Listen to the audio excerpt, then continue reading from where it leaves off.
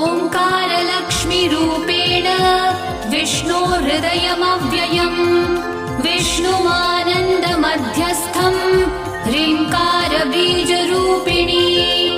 ॐ क्लीं अमृतानन्दभद्रे सद्य आनन्ददायिनी ॐ श्रीं दैत्यभक्षरदां शक्तिमालिनि शत्रुमर्दिनी तेजःप्रकाशिनी देवी वरदा शुभकारिणी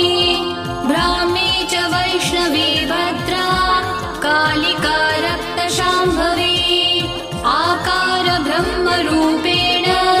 ओङ्कारं विष्णुमव्ययम् सिद्धिलक्ष्मी परालक्ष्मी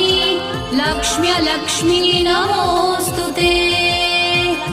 सूर्यकोटिप्रतीकाशम् चन्द्रकोटिः समप्रभम् तन्मध्ये